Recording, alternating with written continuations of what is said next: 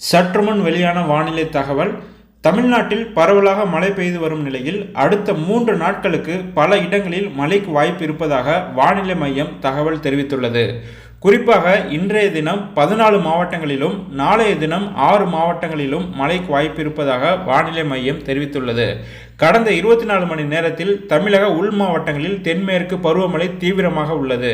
தமிழகத்தில் ஒரு சில இடங்களில் உள் மாவட்டங்களில் அநேக இடங்களிலும், வட தமிழக கடலோர மாவட்டங்களில் ஒரு சில இடங்களிலும், தென் தமிழக கடலோர மாவட்டங்களில் ஓரிரு இடங்களிலும் மழை பெய்துள்ளது. வட தமிழகம் மற்றும் அதனை ஒட்டிய பகுதிகளில் மேல் ஒரு வளிமண்டல கீழடுக்கு சுழற்சி நிலவுகிறது.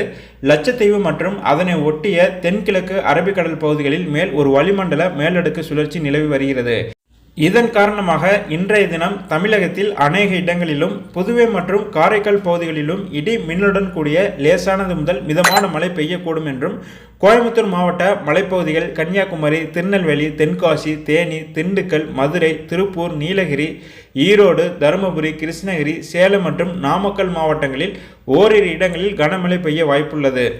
நாளைய தினம் தமிழகத்தில் ஒரு சில இடங்களிலும், புதுவை மற்றும் காரைக்கால் பகுதிகளிலும் இடி மின்னலுடன் கூடிய லேசானது முதல் மிதமான மழை பெய்யக்கூடும் என்றும், கோவை மாவட்ட மலைப்பகுதிகள், நீலகிரி, திருப்பூர், தேனி மற்றும் திண்டுக்கல் மாவட்டங்களில் ஓரிரு இடங்களில் கனமழை பெய்ய வாய்ப்புள்ளது என்றும், வருகின்ற 22ஆம் தேதி முதல் 26ஆம் தேதி வரை தமிழகத்தில் ஓரிரு இடங்களிலும், புதுவை மற்றும் காரைக்கால் பகுதிகளிலும் லேசானது முதல் மிதமான மழை பெய்யக்கூடும் என்றும் தெரிவிக்கப்பட்டுள்ளது.